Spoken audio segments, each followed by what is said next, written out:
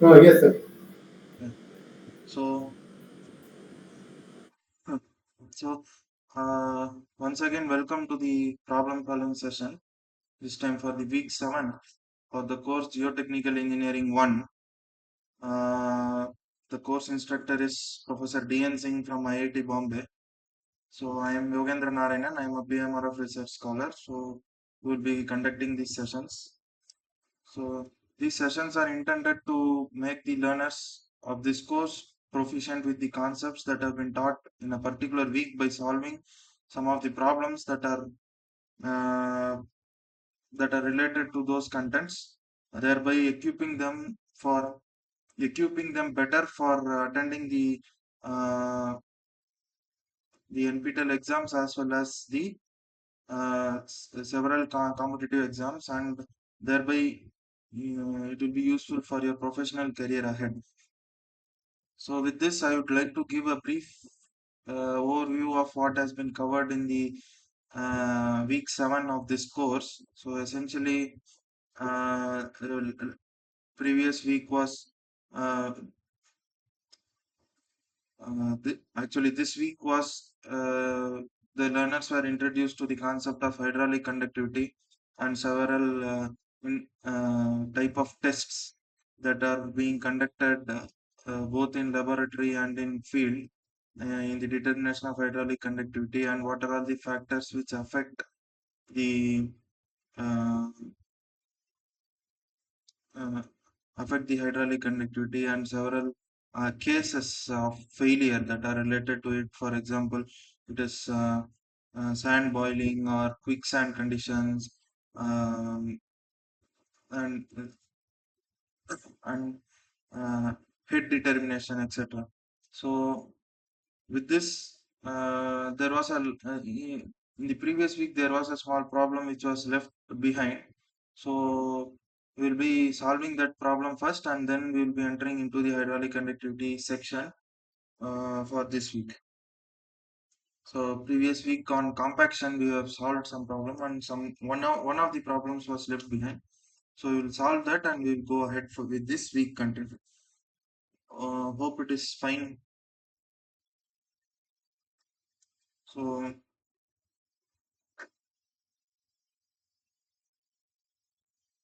let's coming to the question.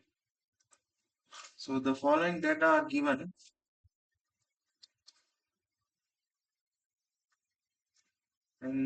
for a construction of embankment. So the is being constructed. So for that, uh, the soil from Burrow pit, that is the source, is having the property of 1.75 megagrams per meter cube, and at a moisture content of 12%. So this soil is being borrowed, and then it is being compacted at another site, which is the destination site. Yes. Okay. Okay. Just sorry.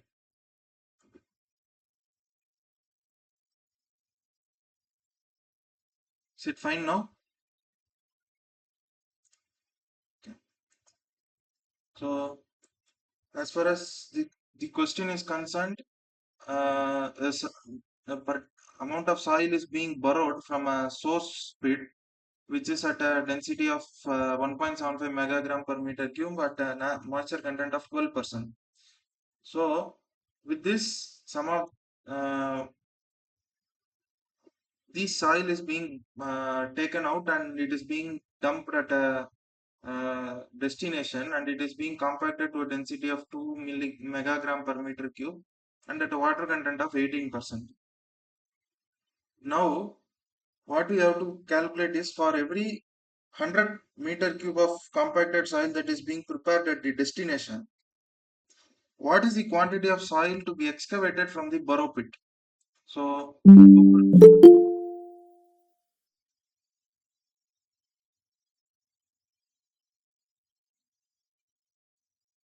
the persons who have joined after the start of the sessions, you can just see the slides and try to uh, get the question and follow from the point you have joined. So no issues in that. So we are just starting the sessions. So the two questions which need to be answered is the quantity of soil that has to be excavated, that is for every 100 meter cube of the soil that is being prepared at the destination. And since the moisture content is different, some amount of water needs to be added. So based on the soil that is excavated, how much water needs to be added in order to prepare the soil at the destination having the property of the given density and the water content. Hope the question is clear, or if you don't understand the question, please let me know, and you are free to interrupt at any point of the session in order to get your doubts clarified.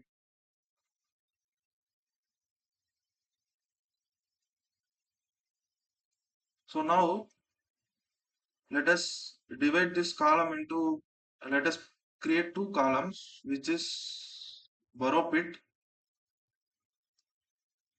and second is destination, right? So the borrow pit property is gamma, which is the bulk density here, which is given as 1.75 megagrams per meter cube, and the water content of 12%. Here at destination, gamma is 2 megagrams per meter cube, water content of 18,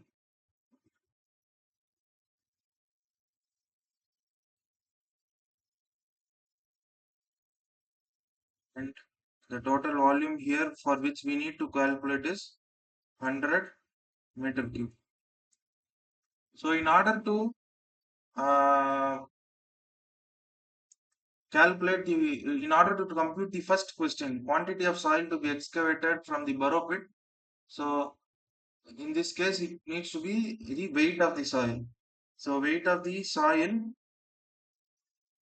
will be, that is, sorry, total weight of the soil will be W equal to W solid component plus W water,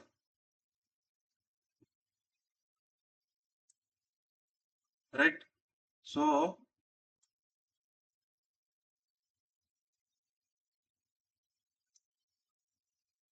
now the only parameter which is connecting both the borrow pit and destination is, any idea? Which is the only parameter which connects the borrow pit and destination? Uh, Soil from borrow pit and the compacted soil at the destination. Any idea? Weight of the solids and volume of the solids. Yeah. So it is essentially the weight of solids, weight of soil solids. So for that we need to calculate weight of soil solids is what we need to we have to compute it first. So for that we need to get the dry density. So dry density can be calculated by gamma by 1 plus W, which is 2 megagrams divided by 1 plus 0.18, which gives, please compute and let me know.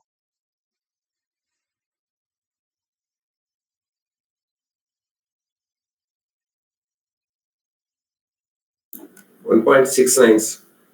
Yeah. So it will give you 1.69 megagram per meter cube, right? Now we know the gamma dry. So how gamma dry is defined? Gamma dry is equal to weight of soil solids divided by total volume. So now you might ask the question why we are considering the properties of the destination and not the property of the borrow pit.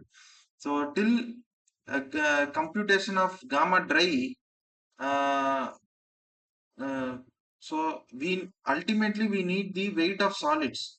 So for that, even though the only parameter which you can calculate here is uh, dry density, and for the Borough pit you don't know the volume, but for the destination you know that 100 meter cube of volume we need to calculate it.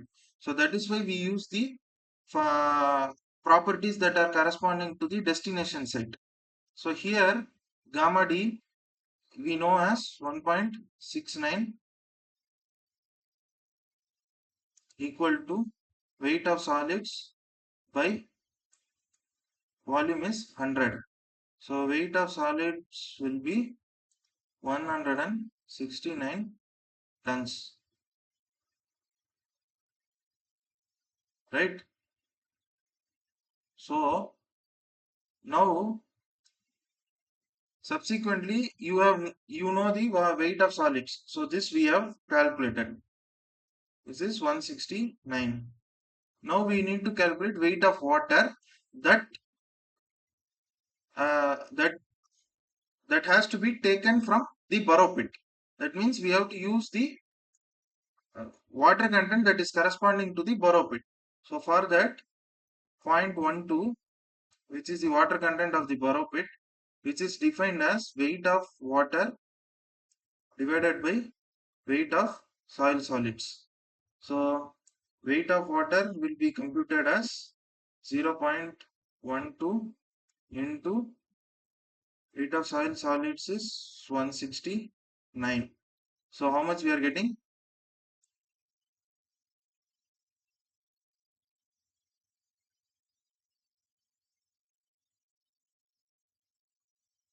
Please compute it and let me know how much you are getting.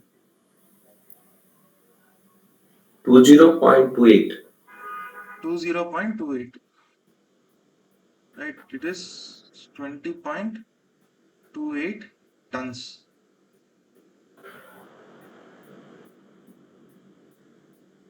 Right, now the total weight will be 169 plus 20.28, which will give you 189.28 tons. So the total weight, total quantity of the soil that needs to be excavated should come to 189.28. Now now you know the weight. In order to calculate the volume, you know the bulk density, and you can calculate the volume also. So how much does this volume come to? Please calculate and let me know.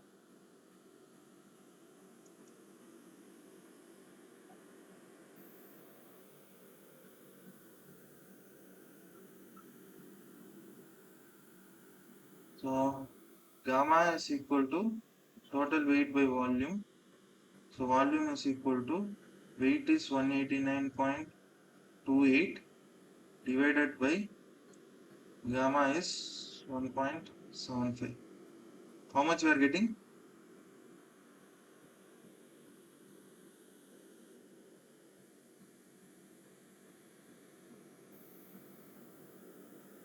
108.16. Yeah. So you will get around 108 meter cubes. 108 meter cube. Right. So this is the either it is the volume 108 meter cube of the soil, or which corresponds to the weight of 189.28 tons. These are the answers. Right. So coming Sir, to the sir, if they mention as a quantity, either we yeah. have to go for a volume calculation or weight calculation without mentioning. Here usually quantity will be weight. Weight, sir. Okay. Yeah, yeah, Okay, sir. yeah. So coming to the next question, amount of water that is added. So here there is a moisture content difference of 18% and 12%. So you need to find the difference between. So weight of solids is remaining constant. So you need to uh, consider what is the difference in water. So that will be water content of 12, which will be weight of water by weight of solids for initially how much we are getting this weight. We would have got 20.28, right? So I will just use a different color so that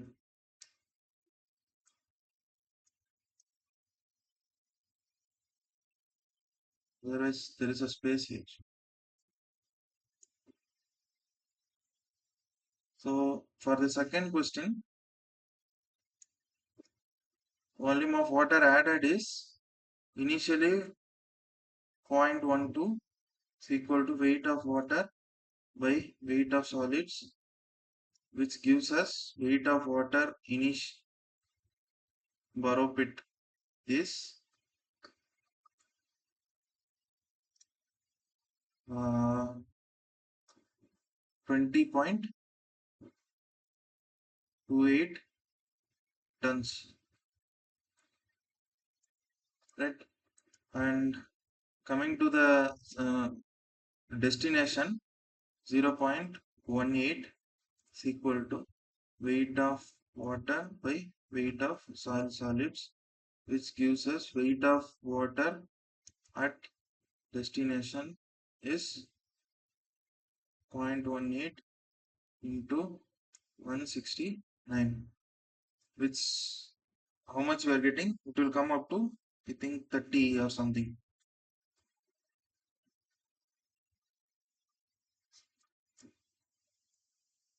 How much we are getting? 30.42. Yeah. So it will come to 30.42 tons. So now the difference between these two values will give the amount of water that needs to be added at the compacted soil site, that is destination. So weight of water that needs to be added is weight of water at destination minus weight of water at borrow pit, which gives us around a value of 10.14 tons.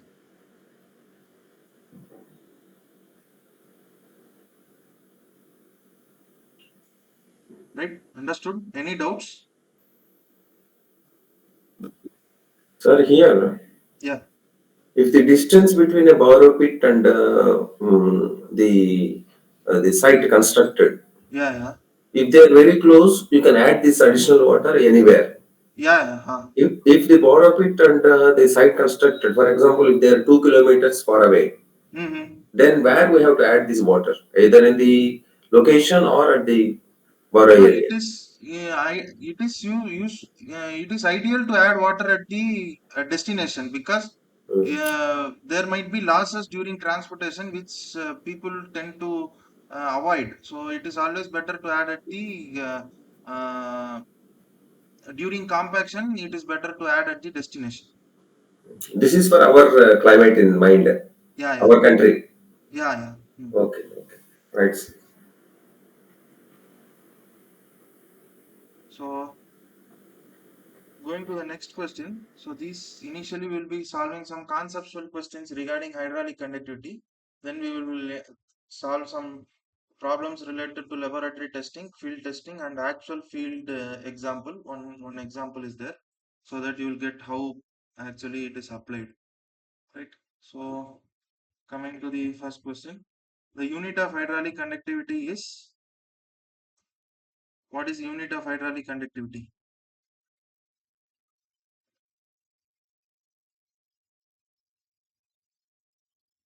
Meter per second. Yeah. Meter per second. Yeah, it is meter per second. So hydraulic conductivity uh, usually is related. So you can relate from Darcy's law also. V is equal to Ki, where V is the velocity, that is discharge velocity, where its unit is meter per second. K is the proportionality constant, which we term as hydraulic conductivity, and I is hydraulic gradient, which we denote as change in head by length. So in this case, this is unitless. So obviously, the unit of hydraulic conductivity will be meter per second. So option is B. So what all the properties of fluid will depend upon, that is the question is slightly misframed. So which properties of the fluid will affect the coefficient of permeability? Which of the following properties of the fluid will affect the coefficient of permeability?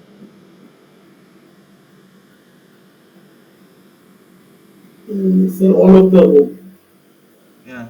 So in this permeability is a coefficient of permeability, which is known as hydraulic conductivity, which is denoted as small k.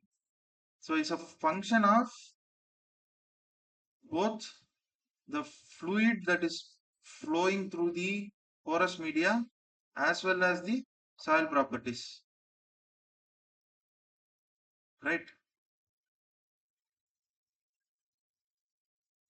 So it depends on density, obviously, and viscosity, obviously. The lesser the viscous, more easier the flow. And as far as temperature is concerned, temperature indirectly affects viscosity and density. Uh, s- so more it affects the viscosity. So temperature also plays a major role in determining the coefficient of permeability. So since the all three affect the value of K, so option D is the right answer. Right? Hope there is no confusions here, or if you want to get something clarified regarding these concepts, you can ask.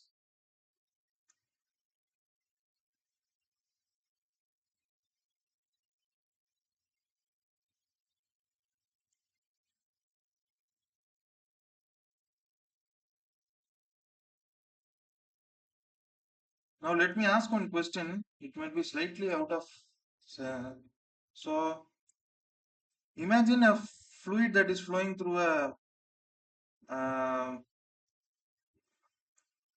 uh, soil. So and you are varying the temperature of the entire sample. You are, for example, you are decreasing the temperature. So how uh, now imagine that you are going, the temperature is below zero. So how will we study this? How will we study how the uh, hydraulic conductivity or the fluid flow through this through these samples, which are where the phase change occurs? So are you able to understand? So when you go to temperatures below zero, so there will be phase change, right? So water will get converted to ice. What happens to the permeability then?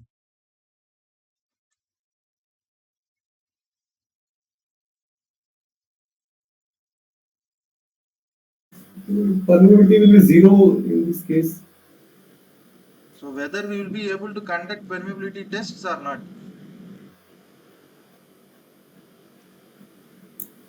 I think it is for the fluid and soilness. Huh?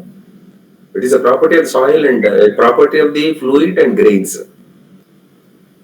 Yeah, hydraulic conductivity is the property of fluid and grains. So now imagine the entire, see, the ideal assumption of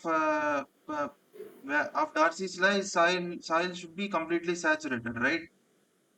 Yes, sir. And now now I am giving a situation where the entire soil is frozen. You are exposing this entire soil to sub-zero conditions. It becomes zero, no permeability.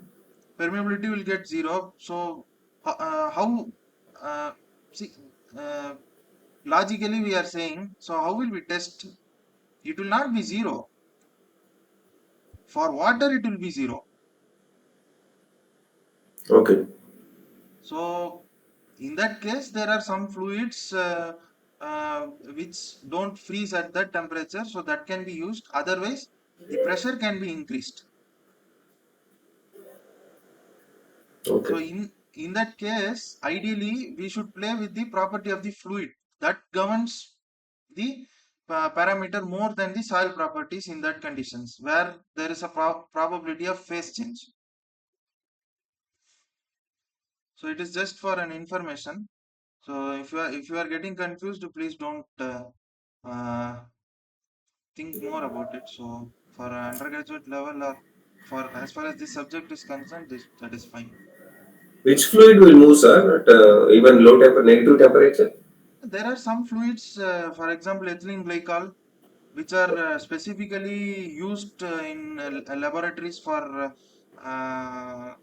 studying sub-zero conditions, as far as especially in soils, which are used as chiller fluids also in various industrial applications. What is the name, sir? Lithium? Ethylene glycol. Okay. There is silicon oil. So Okay. these fluids have freezing point well below 0. Okay.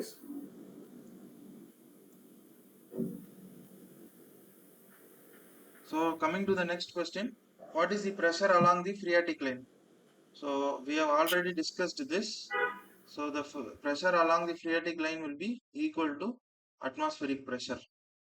So which phreatic line is the line that is in layman's term, it is the groundwater table.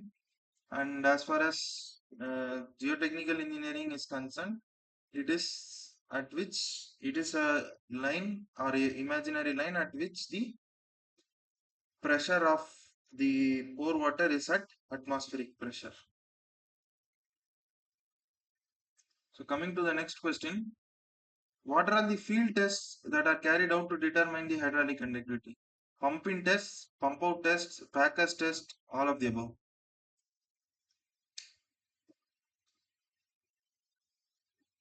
Answer please.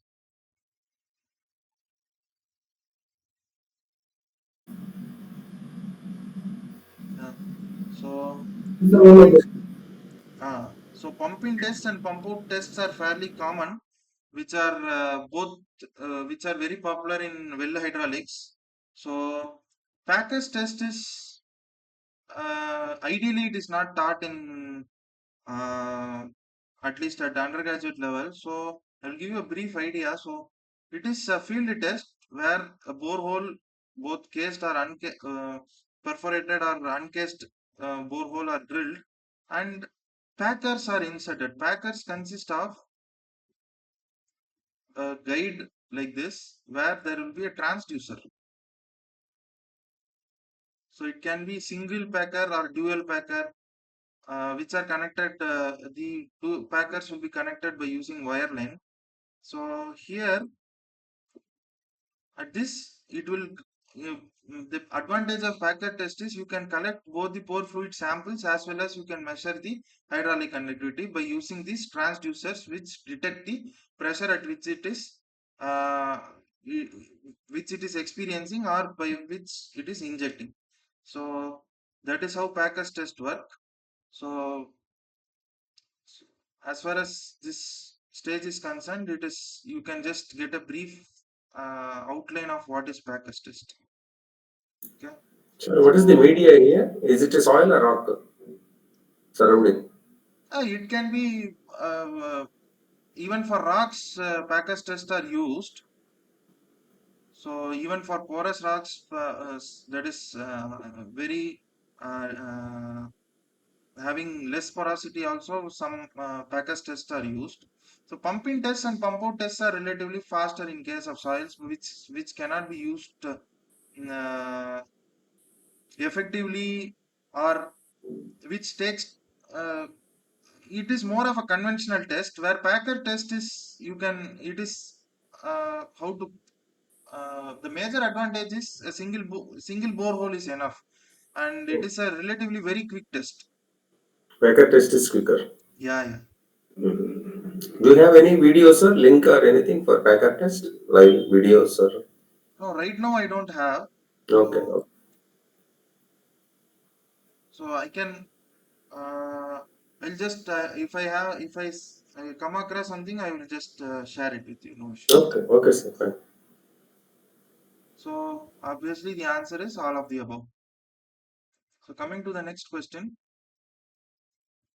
So, with what is the mathematical form of Darcy's law for an laminar flow where V is the flow velocity, I is hydraulic gradient, and K is the Darcy's coefficient?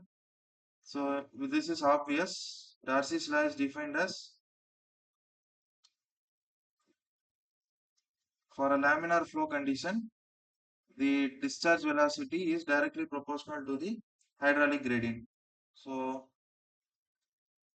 this is Darcy's law, and some of the uh, major assumptions here is the soil should be saturated, and uh, if K is there, so uniform, homogeneous, isotropic, and these stuffs will come. And the main condition is the flow should be laminar, right? So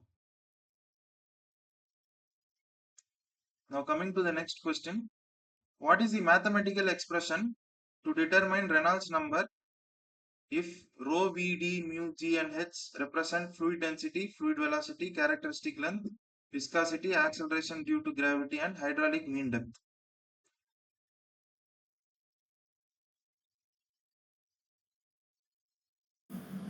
Option A. Yeah. So Reynolds number is defined as rho v d by mu, where d is the characteristic length, v is the velocity, rho is the density of the fluid, and mu is the viscosity of the fluid. Right?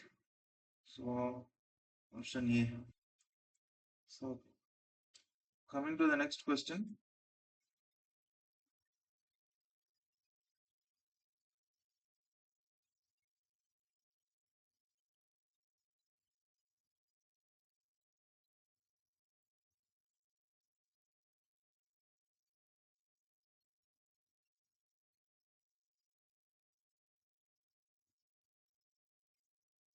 Right. So now select the correct statements. Constant rate test is preferred for granular materials.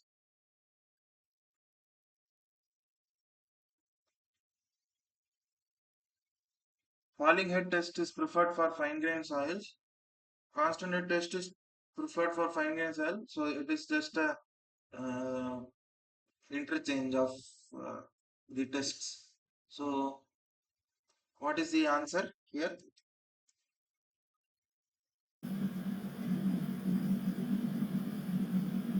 A and B. They are correct. Is it MCQ or MSQ. MSQ, sir? A and B, sir. Yeah. So it is constant rate test is preferred for granular material. So why constant rate test is preferred? Because granular materials are fairly highly permeable. So what happens is that if you have a layer of soil here and you maintain a head level here, so the amount of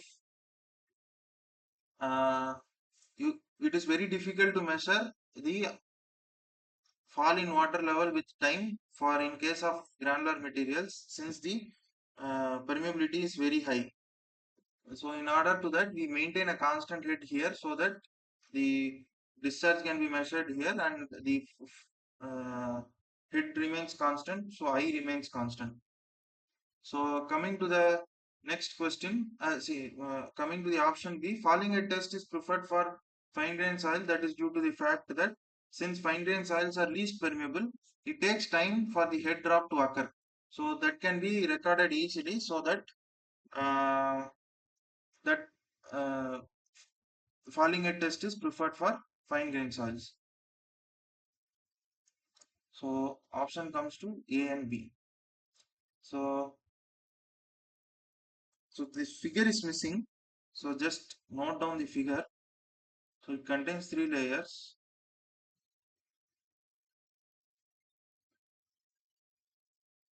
and each layer thickness is 3 meters, 5 meters and 3 meters, and this K is, let it be K1, let it be 5 into 10 power minus 5 meter per second. K2 is 4 into 10 power minus 5 meter per second. K3 is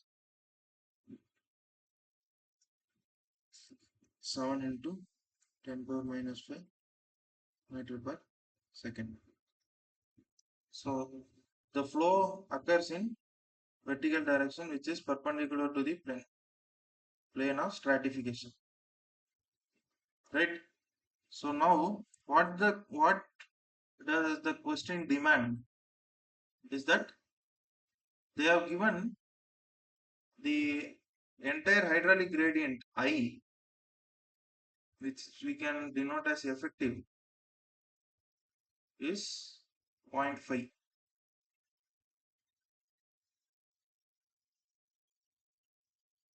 right? Any doubts?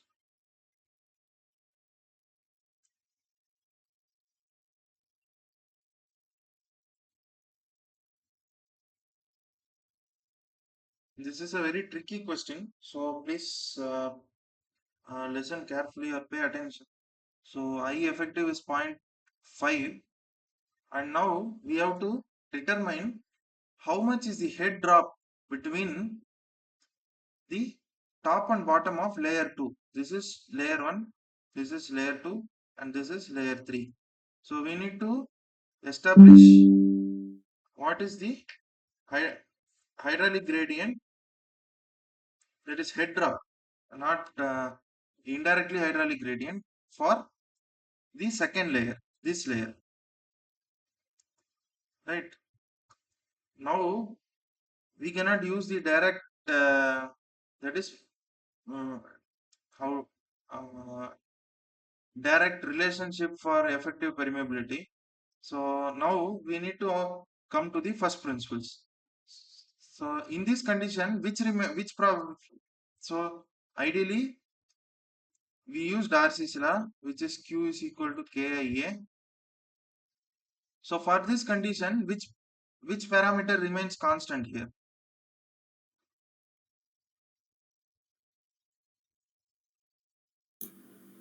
Discharge. So discharge is constant. So since that there is no change in discharge when the water is flowing through the stratified soil having bedding plane perpendicular to the flow of water. So Q remains constant. That is Q1 is equal to Q2 is equal to Q3. Now we know I effective. So area of the cross sectional area remains constant. So K1 I1 A is equal to K2 I2 A is equal to K3 I3 A is equal to K effective into I effective into A. So A gets cancelled everywhere. So what is the ideal relationship is that we need I2, right? So K2 I2 is equal to K effective into I effective. So how many unknowns we have here? K2 we know, I effective we know, we have two unknowns. So in that I2 is the parameter which we require. So for that first we need to calculate K effective. So how K effective is calculated? So what is the relationship for K effective for perpendicular flow?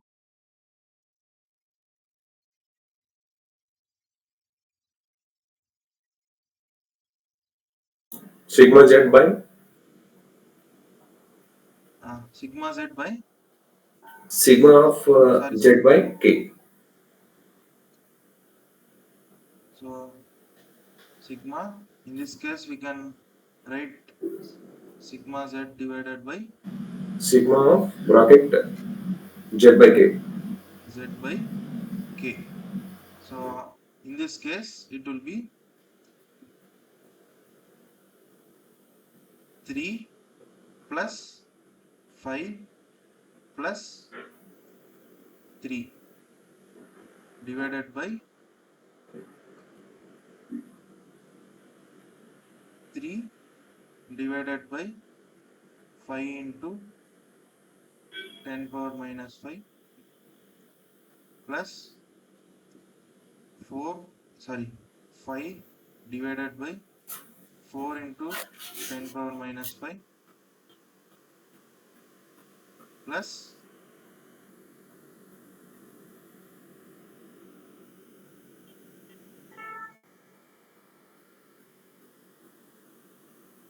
3 divided by 7 into 10 power minus 5, right? So how much we are getting? K effective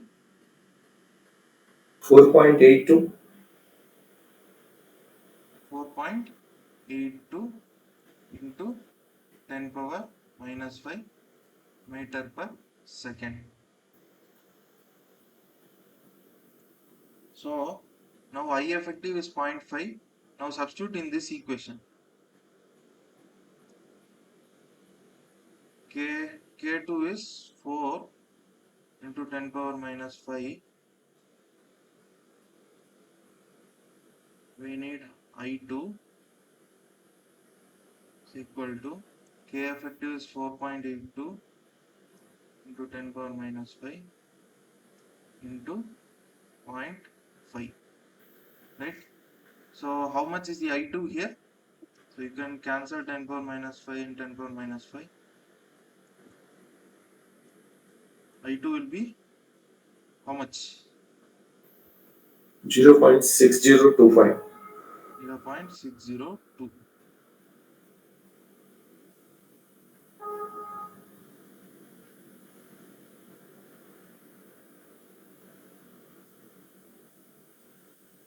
What is the error here?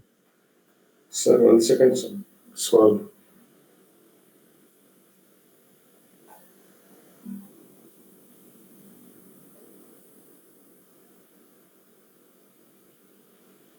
Sir, just a second, sir. Small error.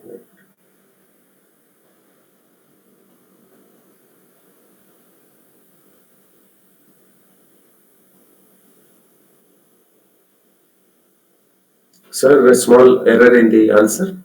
Yeah. It is 0.723. I Okay. do. Right now also there is a error in question. Okay. Can you identify it? Is it greater than the I average? Yeah. So in this major assumption is that, not assumption, the logic is that I1 plus I2 plus I3. That is what gives the uh, what to say, the total hydraulic gradient. So it is greater than 0.5. So uh, as far as the earlier question, so actually so this question was intended in such a way that to get you familiarized with the concept of this, using these relationships. So now you will get an idea. So it was made intentionally wrong. So in that uh, you, how to put it, you should get you should not only, it is not important to get your answers or get something as answers. So it should be logical enough such that you need such that it will make any sense uh,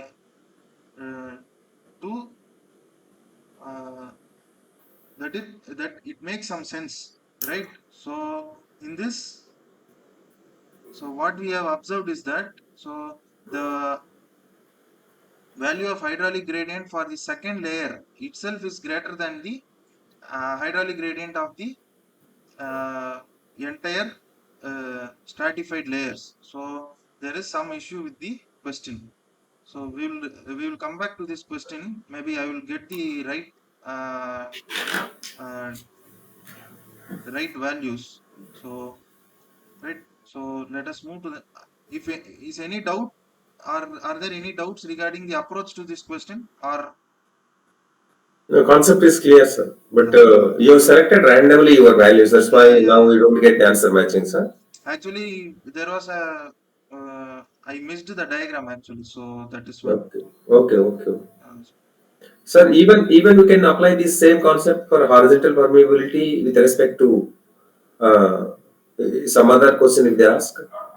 in that case, in that case, uh, see here we need what is the head drop, right? Head drop is actually there indirectly you need to get the hydraulic gradient. Hmm. So in case of horizontal flow, hydraulic gradient will remain same.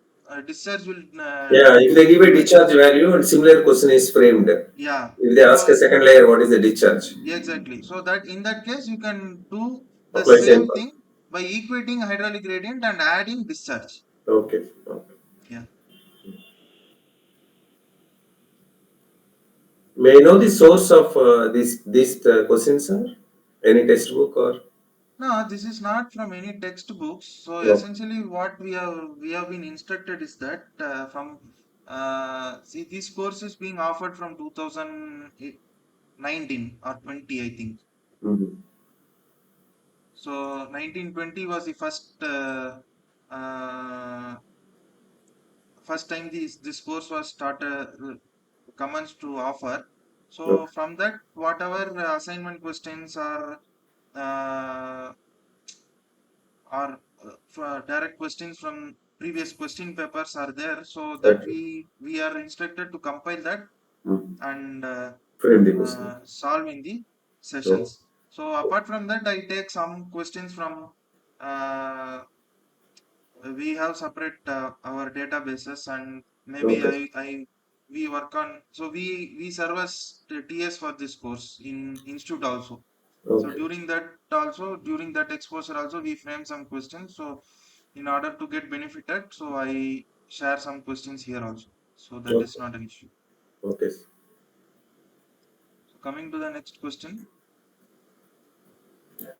So a glass cylinder with cross section of 50 centimeters square and length 40 centimeters is filled with saturated sand having porosity of 0.4. Water is maintained at a constant head of 20 centimeters and is allowed to flow through the soil mass for 30 minutes and is collected in a measuring jar. Assume the hydraulic conductivity of the soil as 2 into 10 power minus 3 centimeter per second. What is the seepage velocity?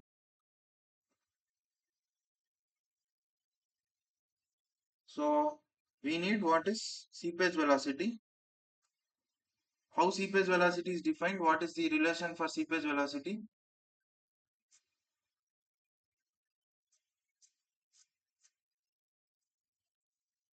Discharge velocity by porosity.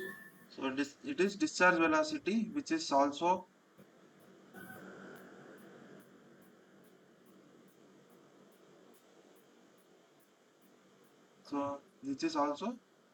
known as Darcy velocity by porosity.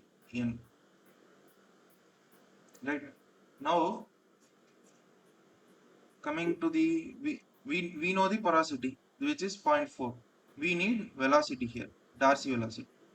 So for that, we need to apply Darcy's law, which is Q is equal to KIA, right? So Q is defined as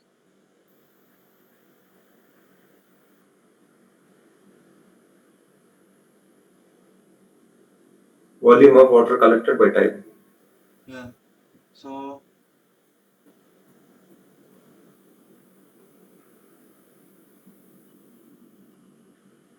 or what we can do is, so now Q is equal to K, we know 2 into 10 power minus 3, right? So I has to be calculated. So since it is constant head, so the head will be 20 centimeters and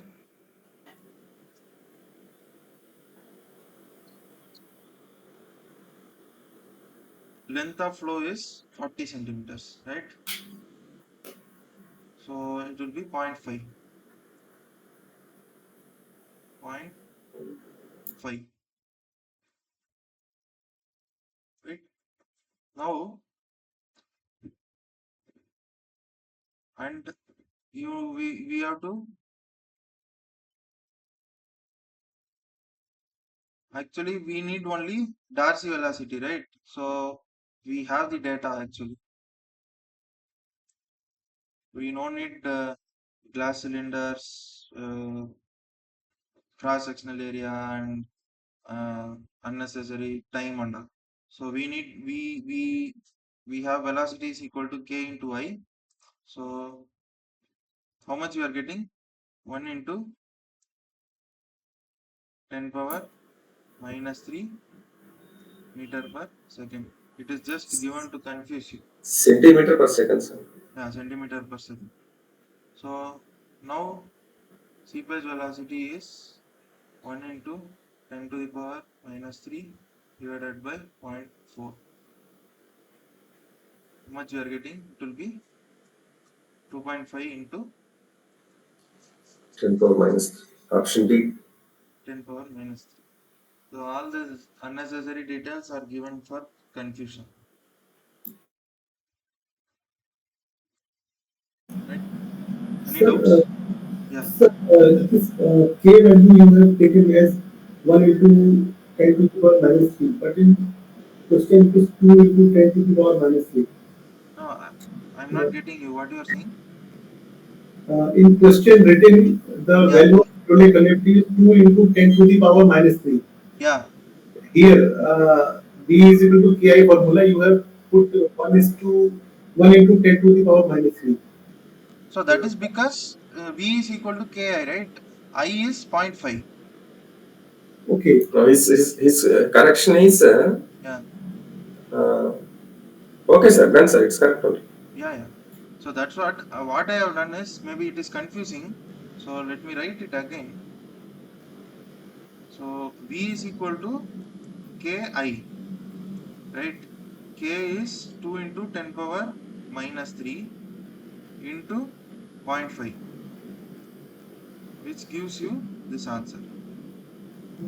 Understood now? Okay. Yeah. So moving to the next question. A coarse grained soil has a Voigt's ratio 0.75 and a specific gravity of 2.75.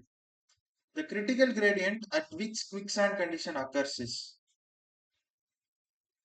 critical gradient at which quicksand conditions occur is. First, what is quicksand condition?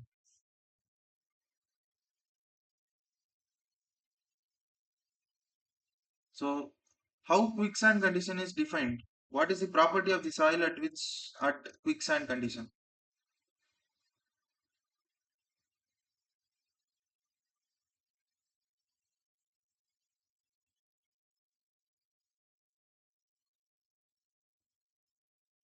Am I audible? Yes, sir. So at what does quicksand condition signify? How the soil will be?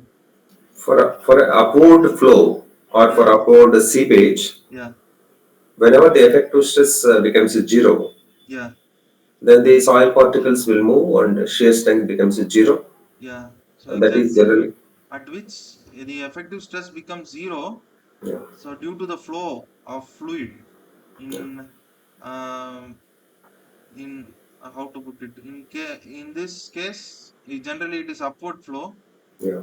So in that case, usually the soil will lose its effective stress and thereby its shear strength. So that is where the quicksand condition occurs. So in this case, IC, critical hydraulic gradient at which the quicksand condition occurs, is given by G minus 1 by 1 plus E. So G is 2.75 minus 0.75, sorry, 1 divided by 1 plus 0.75. So which gives a value of 1. Right? So coming to the next question. What is the effective permeability of an anisotropic soil having permeability in the x direction kx, which is 4 into 10 power minus 4, and in y, that is in the perpendicular direction y, having a permeability of 9 into 10 power minus 4 centimeter per second. So effective permeability, what is the relation for effective permeability here? K effective is how it is defined. So it is Square root of kx square dot ky. root of kx into ky. And in this case, can take out 10 power minus 4.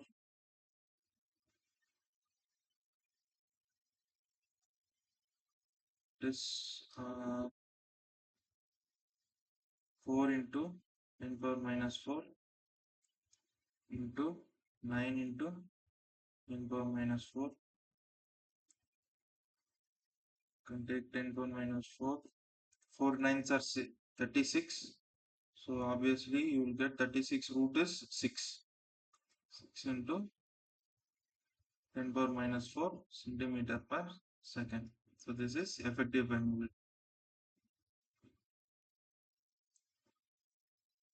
It is fairly straightforward. These type of questions are sometimes asked in gate exams also. So you can score this 1 mark question in gate. So sometimes they ask these type of simple questions. So coming to the next question, what is the critical hydraulic gradient for a soil having maximum and minimum voids ratio as 0.6 and 0.4 respectively and relative density of 70%? Calculate the critical, that is this is obviously the repetition.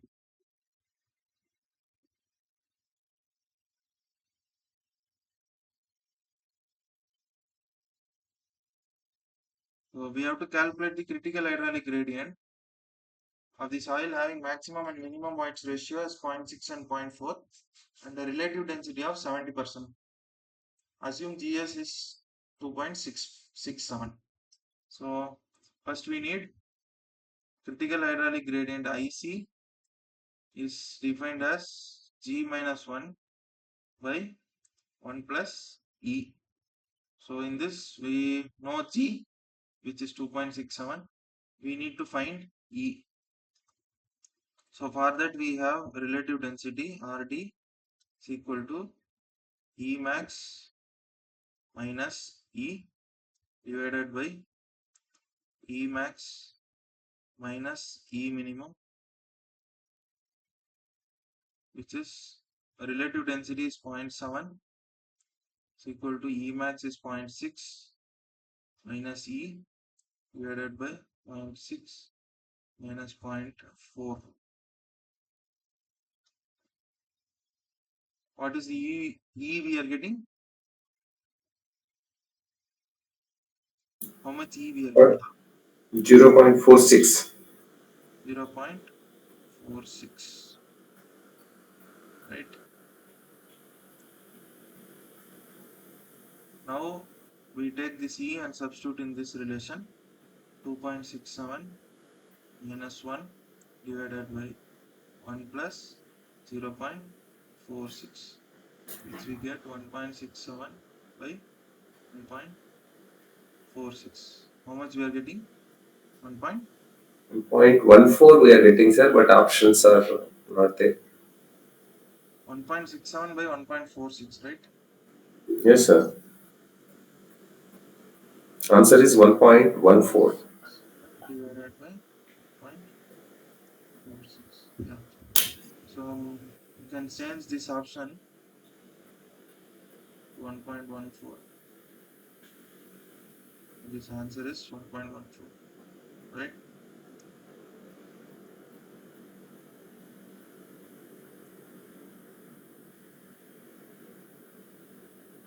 Any clarifications? Any discussions?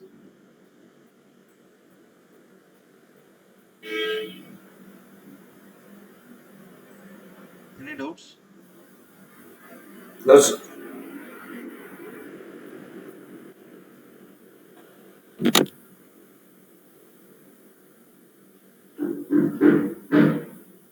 Coming to the next question. Yeah. So during a falling head permeability test,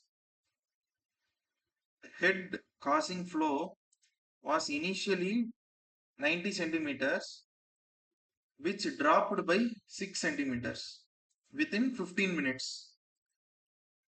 Right?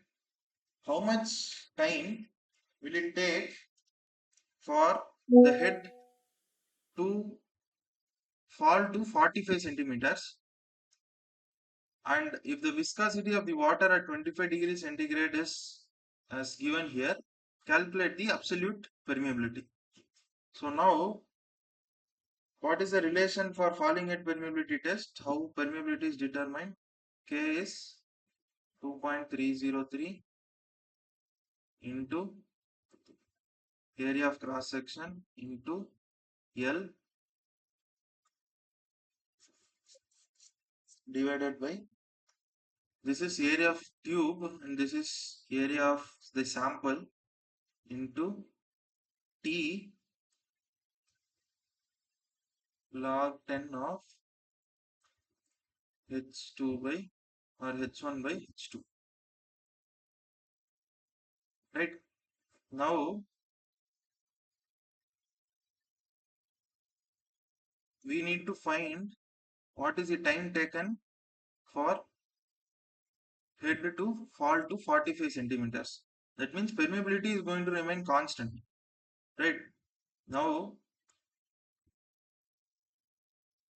so K is going to remain constant. So what we can do is we can equate both sides. 2.303 into A into L. These parameters are going to remain constant throughout the tests. So there is no need that we need to know the quantitative value of this parameters. We know time, which is 15 minutes, when the head falls from 90 centimeters to dropped by 6 means H2 will be 90 minus 6, which is 84, right? Which is equal to 2.303 into small a into L into area of cross section of the sample into this time, which we have to know. Let it be T2 into log 10. Now it is going to fall from 84 to 45. Understood? Any confusion still now?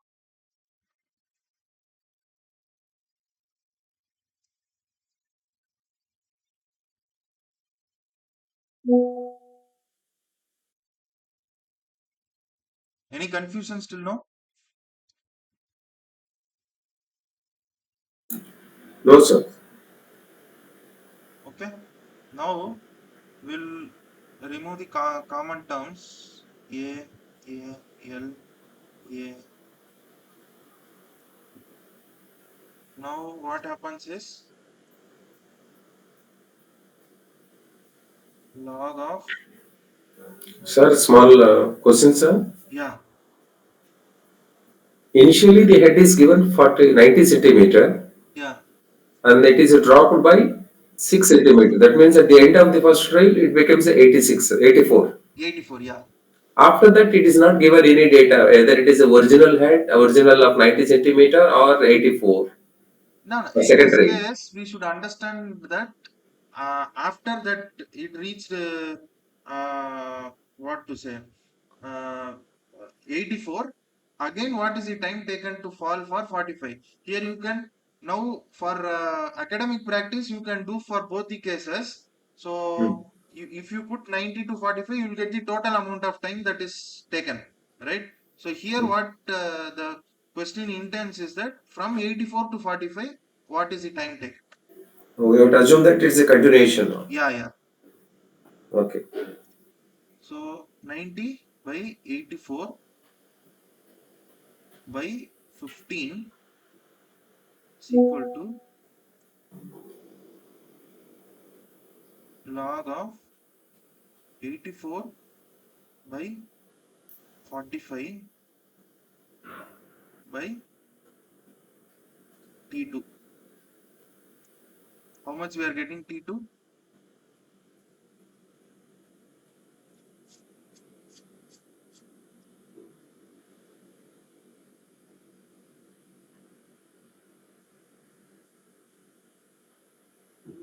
Log of 84 by 45 into 15 by log of 90 by 84. How much you are getting? 1 second.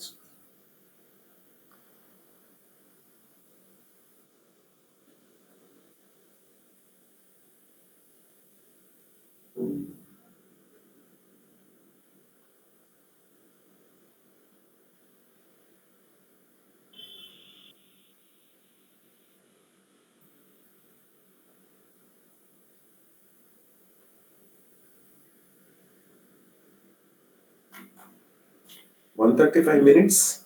Is it correct or wrong? Somebody else. Just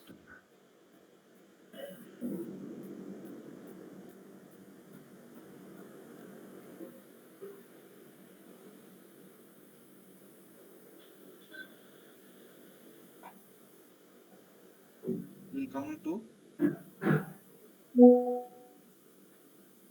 yeah, somebody is saying great.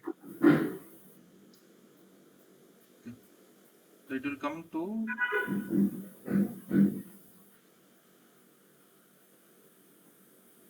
135 point some 7 minutes, which we can round it to 136 minutes.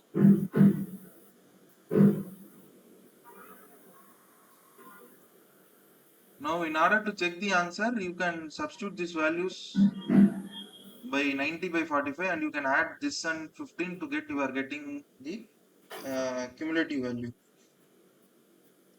Are you able to get what I am saying? Yes, sir. So, in order to verify your results, you can just equate the same equation. 90 by 84 is 15, and for 84 you can, for 84 you can substitute by 90 and you will get the entire time of the test. So From that, you have to remove the minus 15 minutes, sir. minus 15 and you can check how much we are getting, right? Okay, okay. Now second part of the question, calculate the absolute permeability. So absolute permeability, what do we understand by absolute permeability? It is a permeability of exclusively only soil property without fluid. Yeah, so it is the pure property of the intrinsic property of the soil matrix, right? So without the That is the amount of that the area available. It is indirectly the area, since its unit is meter square. It is the area available for the fluid to flow uh, through the soil matrix, right? So for that we need, what is the relations we have? Hydraulic conductivity is defined as intrinsic permeability into, here we are using water as fluid, so this is gamma water and viscosity of water, right? So now k we need to find. So we know what is the time taken, and uh,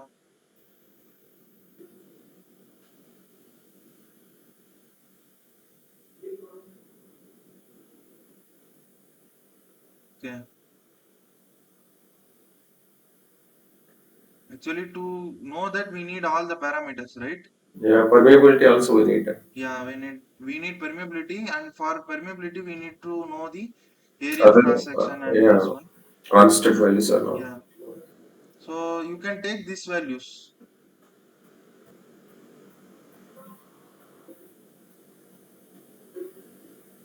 No, that also cannot be done. Again, So standpipe. yeah.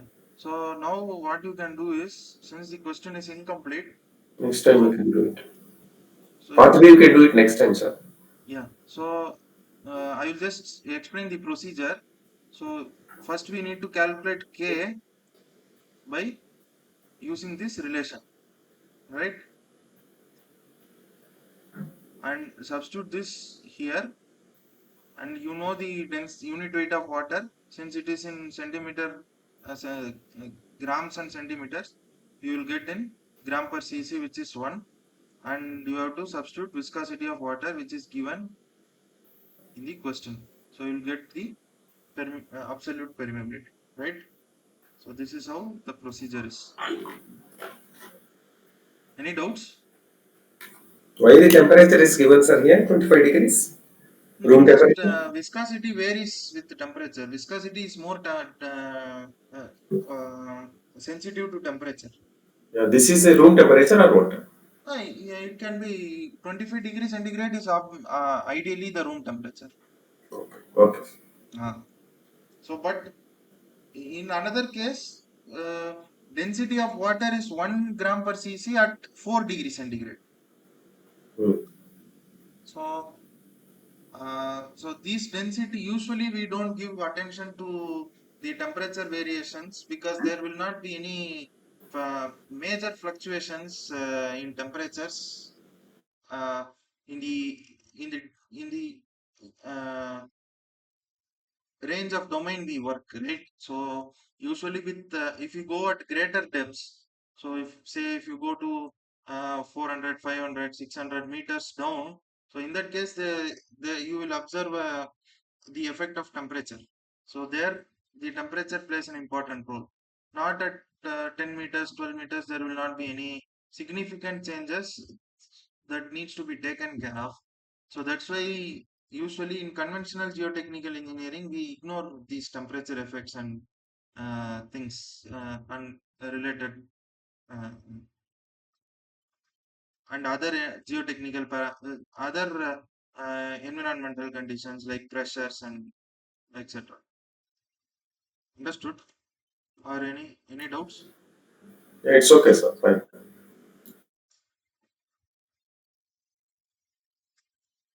So now moving to the next question.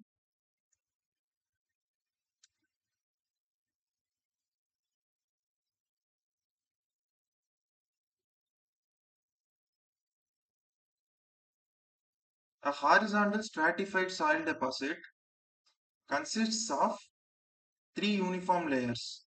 A horizontal stratified soil deposit consists of three uniform layers. The following data is available. So for the top layer, K is 8 into 10 power minus 4 centimeter per second and thickness is 7 meters. For middle layer, it is 52 into 10 power minus 4 centimeter per second. thickness is 3 meters. For the bottom layer, K is 6 into 10 power minus 4 centimeter per second. And thickness is 10 meters. Find the ratio of average permeability of the deposit in the horizontal direction to the vertical direction. So horizontal and vertical direction is not. So first let us draw the diagram here. So it consists of 3 layers. 7, 3, 10. 7 meters, 3 meters, 10 meters. And what is the parameters given? K1 is 8 into 10 power minus 4. K2, so this unit is centimeter per second, so it is understood. 52 into 10 power minus 4. K3 is 6 into 10 power minus 4, right? Now, the bedding is in vertical direction. So, usually it will be a misnomer or it is a confusion that horizontal direction and vertical direction.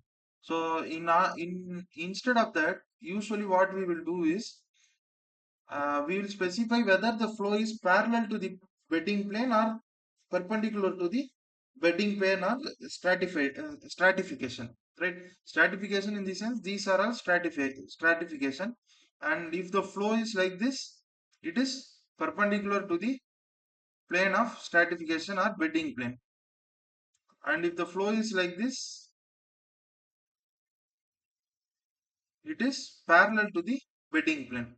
So in this case, horizontal direction corresponds to parallel to bedding plane and vertical direction corresponds to perpendicular to the bedding plane, right? Now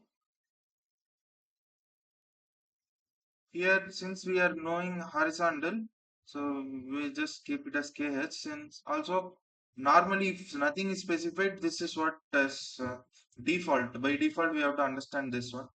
So KH, the in KH, Q remains I remains constant and Q varies. So let us come from the first principles.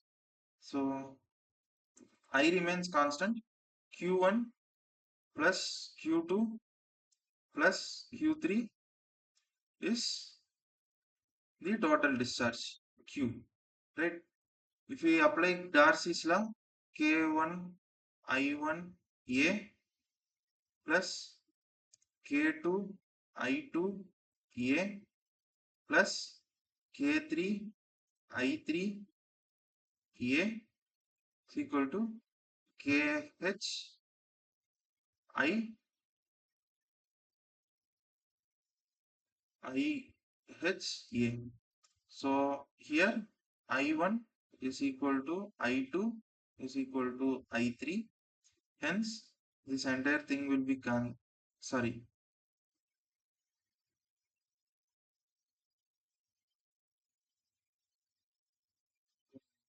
Something is wrong.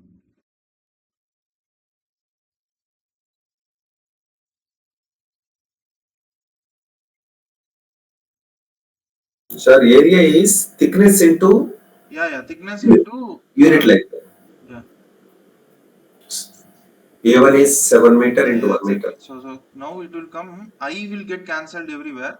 A1, A2, A3, and total area, right? So here we will get K1 into A1 is H1 into unit length. unit length, that is capital H1 into unit length plus K2 into H2 into 1 plus K3 into H3 into 1, which we will get KH into total H total, right? Yes. Now what we get is we need K effective, K1 H1 plus K2H2 plus K3H3. K3H3 by H. H1 plus H2 plus H3. So this is how the formula comes in. So you can substitute these values and let me know the answer. 13.6. How much? 13.6 On 3.6. into 10 power minus 4.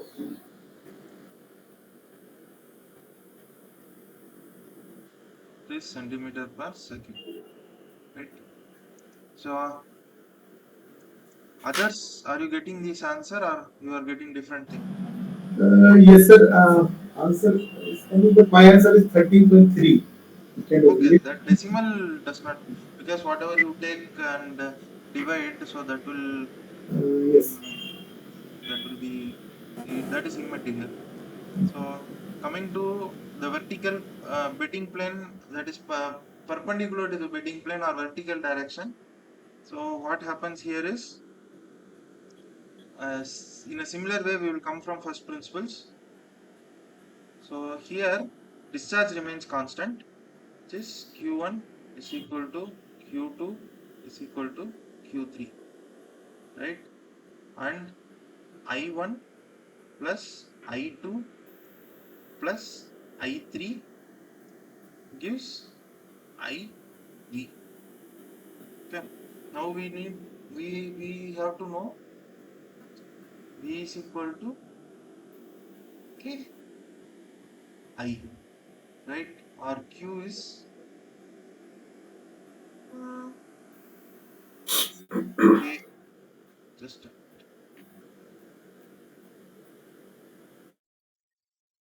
Q is equal to K I A, right? Now we need I. I is defined as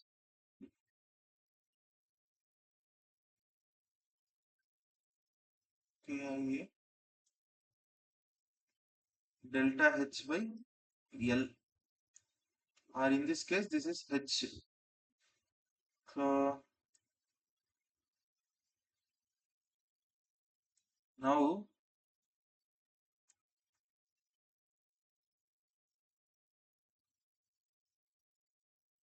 or this can be just so this can be written as delta H1 plus delta H2 plus delta H3 by H1 plus H2 plus H3, right? Any doubts? Is equal to delta H total by total H. Any doubts? No, sir. Yeah. So now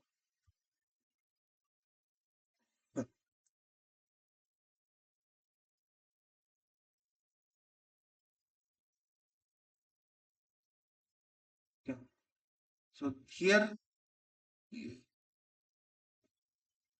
now we need to substitute for how to I can explain as that Q will be KIA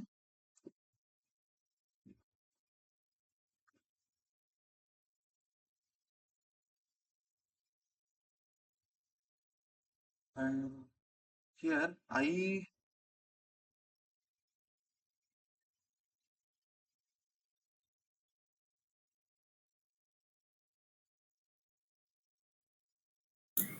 There's a K vertical, sir. this is K vertical. Yeah. K vertical into delta H by capital H Yes. So into how it will come is Q into oh, H1 divided by K1 plus Q into H2 divided by K2 plus Q into H3 divided by K3 is equal to Q into total H divided by KV, right? Now, when you substitute it, KV will be equal to H1 plus H2 plus H3 divided by, so Q will get cancelled since the discharge is equal, H1 by K1 plus H2 by K2 plus H3 by K3.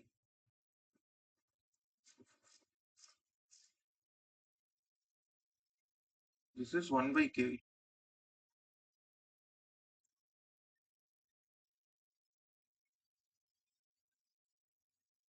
Sorry, this is KV only, sir.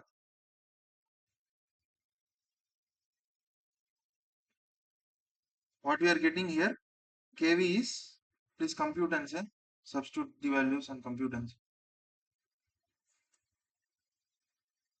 7.69 Yeah, 7.69 into into 10 power minus 4 yeah. centimeter per second. So usually, so there is a what to say, unwritten rule that KH will always be greater than KV. KH greater than KV. Right. So we are getting, you can cross check yourselves by using this, cross check your values by using this result. KH should be always greater than KV. Alright. Any doubts?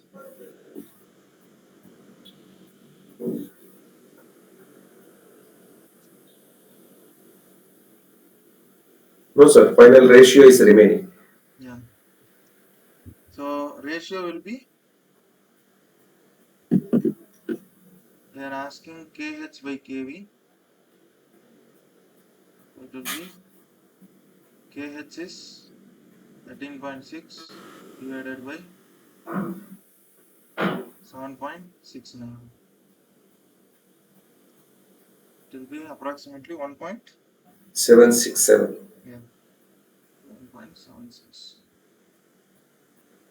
This is the ratio. Right. Now let us hope it is clear. If you have any doubts, please ask.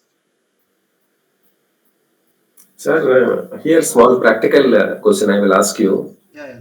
In this stratification diagram, Mm-hmm. if you make a borehole and if you conduct a pumping out test, Pumping out. uh, Yeah. then you are going to get a permeability. Is that permeability is exactly horizontal permeability? Can we Yes. assume like that? Yes. It is Okay. radial, so it will be horizontal to flow. Yeah, And that's all my question, sir. so in you have opened an interesting discussion also. Mm-hmm. So now whatever you say, right, you will get horizontal permeability, Mm-hmm. and that depends on the depth of the borehole also. Yes, sir, correct. If it is fully penetrating and it's Fully going, penetrating, you will get the permeability which is KH. otherwise it depends Or if upon you the are which layer. penetrating to at least two boreholes, then Then also KH. KH only, but only corresponding to two Uh, layers. yes, sir, two layers, two Yeah. aquifers. But if it is only first topmost layer, then it Yeah. is only K, not Yes, it is K. It is, K1. yeah. It is only K1. Yeah. Okay, okay, sir.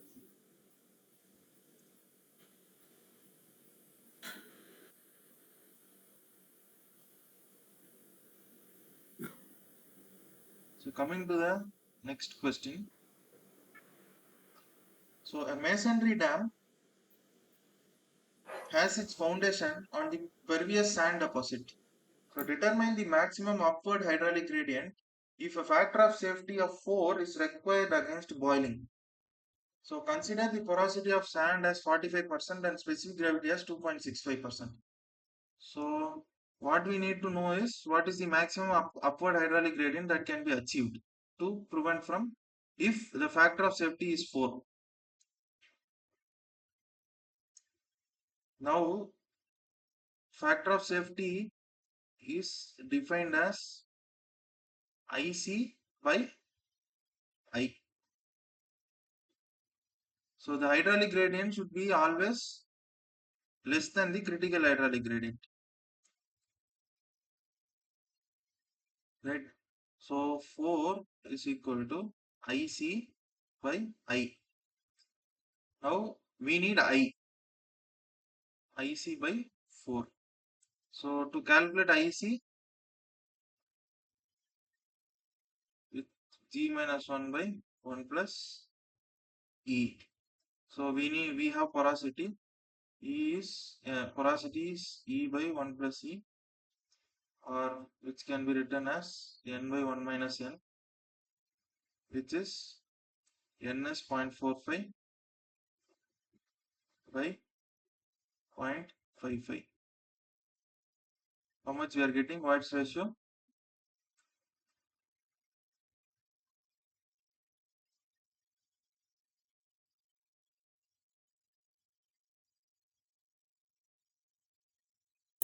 .818. Can round it to 0.82, right? This E. Now we can substitute here 2.65 minus 1 divided by plus 0.82. What is the IC? 0.9075. 0.91, let it be. So now I will be 0.91 by 4. So how much we are getting? 0.226. It will be 0.23. This is the maximum hydraulic gradient.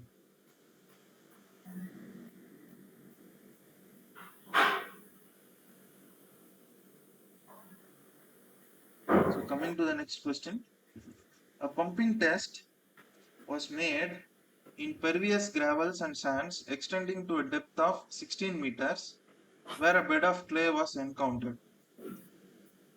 The normal groundwater was at the ground surface, and observation wells were located at distances 3.5 meters and 8.25 meters from the pumping well.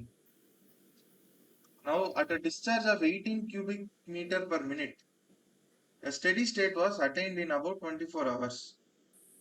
The drawdown at a distance of 3.5 meter was 2 meters and the 8.25 meter is 0.6 meters. Compute the hydraulic conductivity of the system. So it is a pumping out test. So first we need to draw the figure. So this is the ground level, and here it extends up to 16 meters of sands and gravels. So below that it is a clay layer, so which we ideally consider it as impervious for this particular case. So what type of aquifer it is? Unconfined. Unconfined aquifer. So this is 16 meters. Now a well is being drilled to cover the entire 16 meters, and 2 observation wells are there.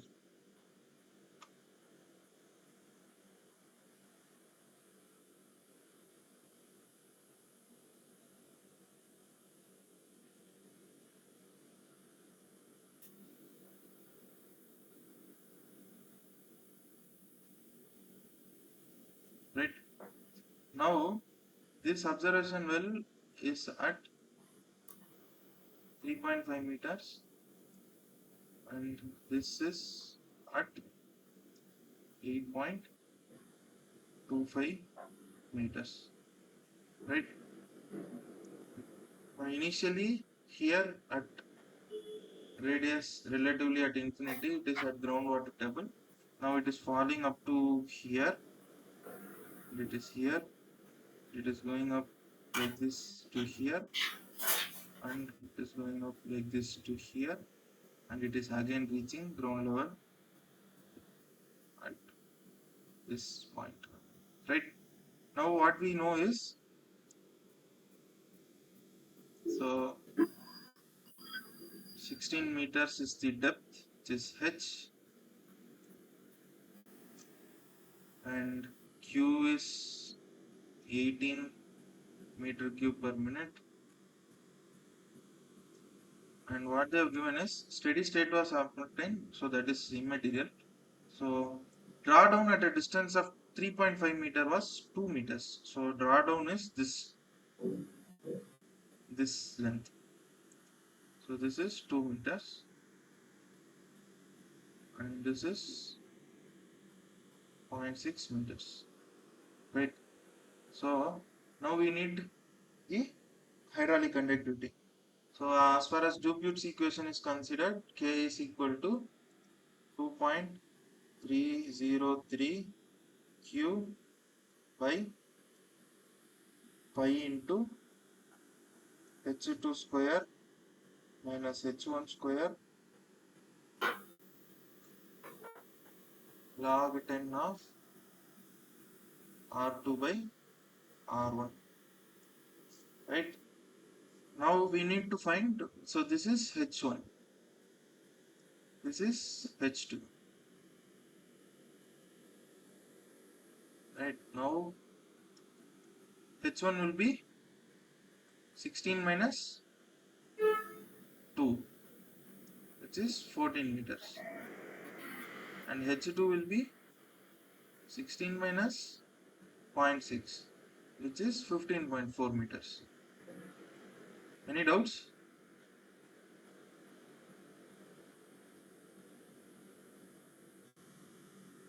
Any doubts?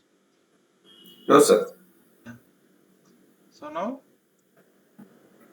substitute all the R2 is 8.25, R1 is 3.5. This is R1, R2. Now we can substitute everything. 18 cubic meters. Make sure that every unit is same. H2 will be 15.4 square minus 14 square log 10 of 3.25 by 3.2. How much we are getting?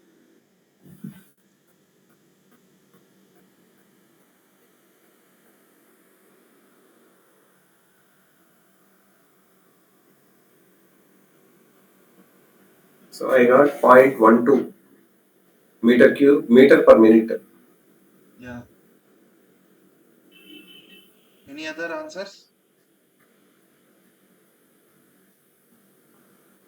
Or consensus?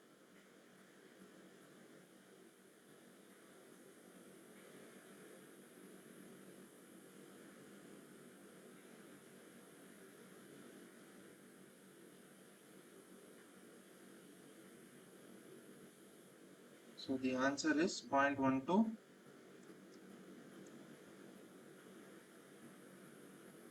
meter per minute.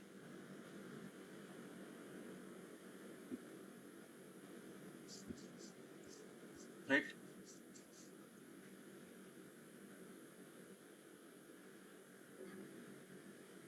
Now coming to next question.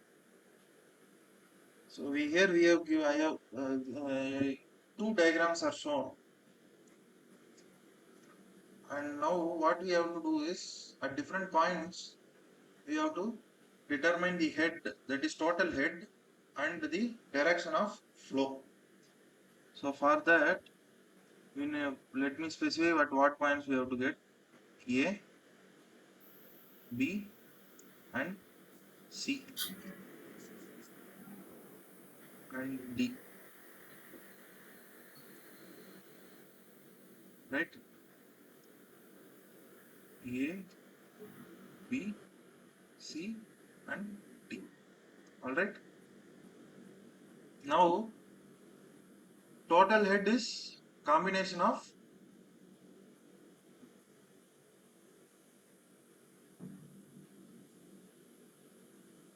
datum plus pressure head, right? Datum is the potential energy and pressure head is the pressure that is exerted by the water column.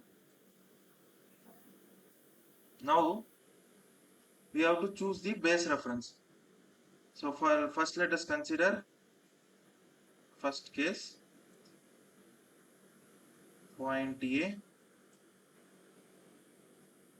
point B, sorry, A, B, C, D, datum,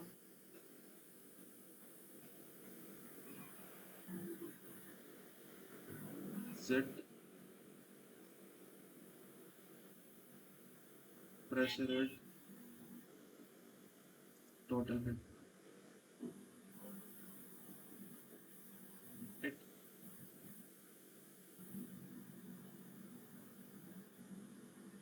Now at the point, now let us fix this as frame of reference point, right?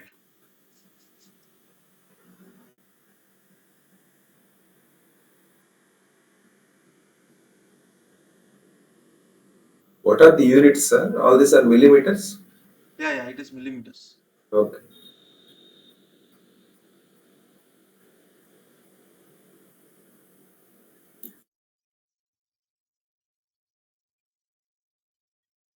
So first at A, what is the datum head?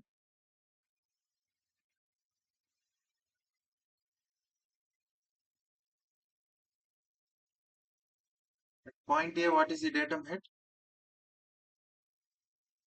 1.9 meter. 1.9 meters. At B, 1.3 meter. 1.3. Then at C, 0.5 meter. 0.5. And at D, it is 0, Zero. right? Yes, sir. Now coming to point A, what is the pressure head? 0. 0. At point B,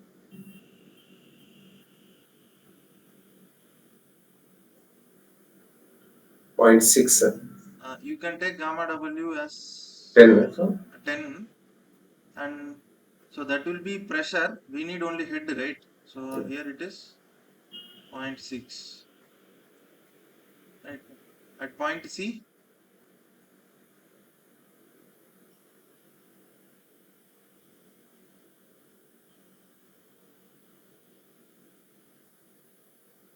1.4. it is 1.4 or it will go to Minus any loss of the head.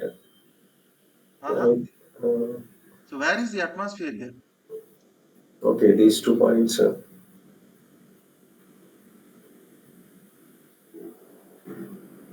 Point C is a question marks. So ideally in this case, right? So now in order to understand that, we need to calculate total head at A and B. You see now. So at A you will get 1.9 meters, right? Okay. At B you will get 1.9 meters. Hmm. That means what does it specify? There is no any soil in that. There is no any any seepage. soil and there is no any total Seepage. head, so that the water is flowing, Yes, sir. right? Hmm. And when you come to D, since it is the reference frame, the total head is 0, right? And here there is no what to say, uh, from C to D there will be no fluid flow, right? Yeah. So this point D and C are equipotential points.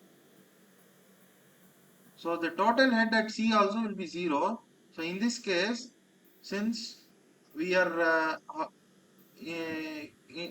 in better way, it will be minus 0.5. Minus 0.5 in the sense, it is not that the pressure head is negative or such things. So it is uh, the datum pressure due to datum head is negated by the uh, pressure head. Understood? So here most importantly, and or otherwise you can do one thing. What you can do is you can take this as reference, then you will understand it better.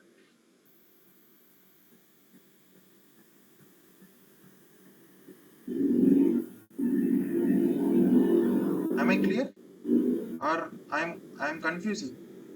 No, no, no. We need to modify all the values now. If you shift the Ah, data. no. Just for your understanding, if you want to work at different, if you want to understand the problem, you can take at different datums. That's what I was trying to say. Mhm. So here, the condition here is, so when you keep the piezometer at this point, right? So it will,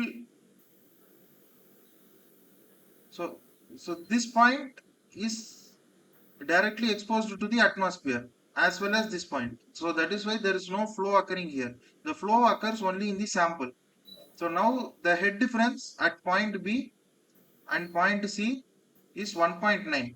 So the flow will occur in downwards direction. Understood? Any doubts?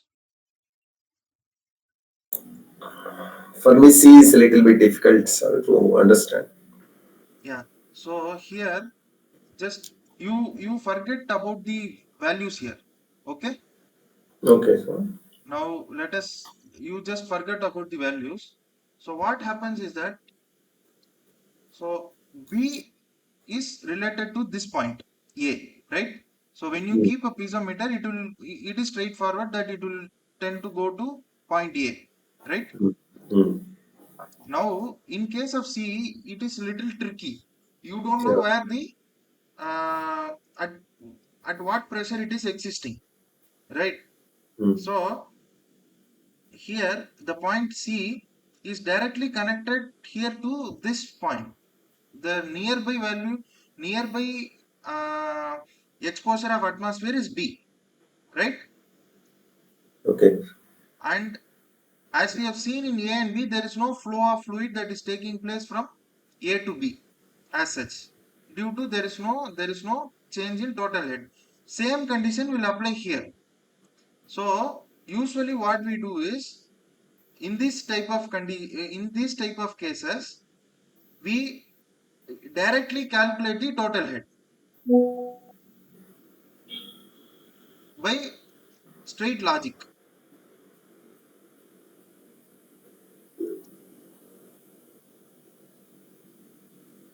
Understood? Okay, sir. Now, if I uh, let us solve the next question, then you will get then you will get the more clarity in this. All right. Okay. Okay. Now coming to this point, so here A, B, C, and D is there, right? Here Z,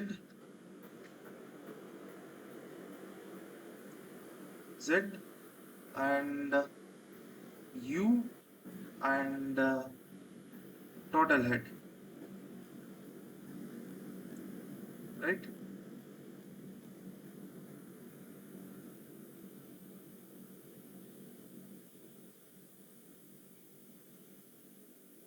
Now what we'll do is same point A, it will be, let us take D as reference. Okay. Now A will be 500 and 800, it will be 1300, 1.7. 1.7, right? So B in this case will be 500, 1.3. C will be 0.5 and D will be 0, right? Yes. Now for A it will be 0. For B it will be, if you keep the piezometer, it will go to 0.4, right? Yes, sir. And if you keep point C, where will the if you keep piezometer here, where to which point it will go?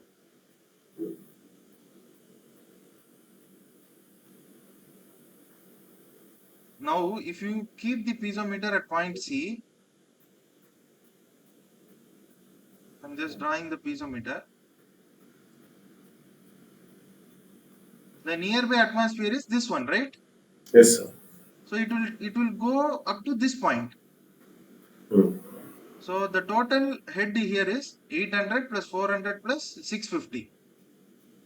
Hmm. So what is the total head here?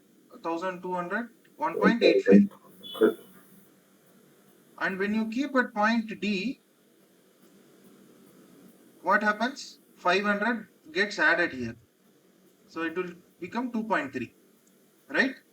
Hmm. Same thing applies here. So if you keep, see, the pressure head corresponds to, that is, the nearby atmosphere is the nearby point where it is exposed to atmosphere is point D. Same here. At this point, when you keep the piezometer, the nearby atmosphere which is exposed to is this point. So that is how this logic works, right? But there is no any fluid or any soil in between C and D, sir? No, there is water. Water. Okay, okay. Yeah, yeah. So there is water. Uh-huh.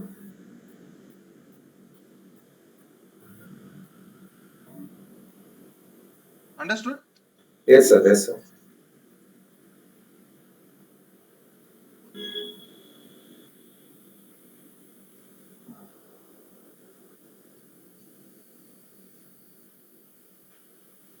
Just a minute.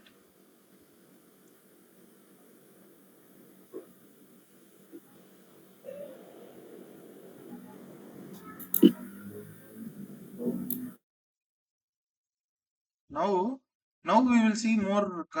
Sorry. Uh, Now we will see more concept here. Now it will come to 1.7, right? B will come to 1.7. This will come to 2.3 and D will come to 2.3, right? Hello, am I audible? Yes, sir.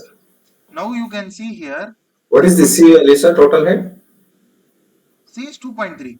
Total head is 2.3. Is 1.5 plus 1.85 plus 0.5. It will be 5 missing. 2.35. Yeah, That's what. it will be 2.35 both sides. Okay. Now you see here, same case also it repeats here. Hmm. So same observations what we got in a downward flow, we get here also. See, from C to D there is no change in total head. From A to B there is no change in total head, right? Hmm. So that means what happens? There is no flow in between A and B and C and D. Same applies here, but Hmm. now since we are taking the water column, the water column is getting lifted above. What happens to the direction of flow? Upwards. Huh? Upward. Now you will understand why syringes are trips in hospitals are kept above our height, Hmm. right? Yeah. So when we get admitted in hospital, usually whoever patients get admitted in hospital and they are subjected to saline trips. So usually they will in hands they will inject it, and the reservoir will be at higher elevation, right? Mm. So this is the concept why the fluid will flow into. See, assume this as our body, and this is a saline solution reservoir or trips where the electrolytes are there. Mm. So when you take it, when the elevation is getting increased, so the fluid will start flowing into your body here. Understood? Yes, sir. So that is the concept which we use here. So now if you take this to down, blood will start flowing into this solution. Mm. Understood? I am Yes, sir. Yes, sir. talking from a perspective of a Mm. human. So when you take this reservoir down, blood will start flowing inside. Mm. So that is why it is kept at a higher elevation. And even though if there is no stand, the nurses used to hold it at a relatively higher position so that the fluid goes inside the body and not the blood comes out of the body. Mm. So this is the real life situation where this is nothing but a fluid mechanics problem, Okay. right? So we In have right side diagram, flow upward, and the left side flow downward. Yes, sir. yeah. Okay. So how to decide the flow is this is Difference B of the and this total is D heads. based on the total head. Difference in total head. Here C has more head than B, so flow is from here to here, right? Yes, sir. Understood? Understood. Yeah. So we will stop the session for today. We have two more problems. Uh, if possible, we will solve it in next week based on the topics and based on the amount of questions we have for the next week. So, any doubts regarding today's session? No, sir. Everything fine. Yeah. Sir, have you completed any questions on flow rates till now? Or session you have to take it next week? Flow rate. Flow net. Flow nets will be next week. Two-dimensional flow will be next week. Try to solve some question on the that flow potential. Some equations are there, no, sir, with boundary conditions. Yeah. Sure, If sure, sure. possible, add Yeah, one example on that. yeah. We will solve where how in during seepage how pressure it is getting calculated and pore Yeah. pressure is getting calculated, and uh, I will I will but potential in the sense you are asking about They are giving Laplace some equation. equations, sir. They are giving equations and they are asking some stream potential or velocity potential. Okay. That is Like fine. that. Fine. That is based on differentiation, right? Laplace Yes, sir. Yes, equation sir. solution. Yeah. Yes. So I will try to solve. Hmm. No issues in that. So with this, let me conclude this session. So thank you for attending. Hope this session was helpful. Yes. Thank you. So this session will be conducted every Saturday on from 5 p.m. to 7 p.m. I encourage all the learners to attend and get benefited. Thank you. Thank you, sir. So I'm closing the meeting. Yes, sir. Yes, sir.